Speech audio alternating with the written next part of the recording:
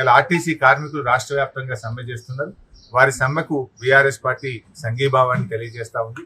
గతంలోనే కేసీఆర్ గారి ప్రభుత్వం ఆర్టీసీ కార్మికులకు మరి ప్రభుత్వ ఉద్యోగులుగా గుర్తిస్తూ ప్రభుత్వ కేబినెట్ ఆమోదించింది. జీవో కూడా ఇచ్చాం, గెజిట్ కూడా ఇచ్చాం.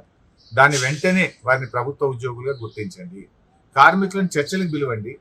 కార్మికులు చర్చలకు పిలవకుండా ప్రభుత్వం యొక్క మొండి వైఖరి విడనాడాలని మీరు ఆ రోజు కాంగ్రెస్ పార్టీ మేనిఫెస్టోలో చెప్పింది అమలు చేయమని కార్మికులు అడుగుతున్నారు. కొత్త విషయాలు అడుగుతలేరు. మీరు ఎన్నికల ముందు ఆర్టీసీ కార్మికులకు ఇచ్చిన హామీలు అమలు చేయమంటున్నారు. అది కూడా వాళ్ళు రాగానే అడగలేదు కదా. 2.5 సంవత్సరాలు ఒప్పుకోబెట్టారు. 2.5 సంవత్సరాల నుంచి ఎందుకు హామీలు అమలు చేయలేదు అని అడుగుతా ఉన్నారు. ఇంకోటి, మహాలక్ష్మి పథకం పెట్టినారు, కానీ ఆర్టీసీకి ఇవ్వాల్సిన డబ్బులు ఇస్తలేరు కదా. 3,000 కోట్ల రూపాయలు ఆర్టీసీకి రాష్ట్ర ప్రభుత్వం బకాయి పడ్డది. దాంతో ఆర్టీసీ ఉద్యోగులకు ఆర్టీసీ యాజమాన్యం వాళ్ళ బకాయిలు ఇవ్వలేకపోతుంది, డిఏలు ఇవ్వలేకపోతా ఉంది, రిటైర్మెంట్ బెనిఫిట్స్ ఇవ్వలేకపోతా ఉంది. మహాలక్ష్మిని మీద ఊదరగొట్టుకునే మీరు మరి ఆర్టీసీ కార్మికుల కష్టమే కదా. ఎంతో కష్టపడి వాళ్ళు సేవలు అందిస్తా ఉన్నారు. వారికి ఆర్టీసీకి ఎందుకు మీరు చెల్లించడం లేదు?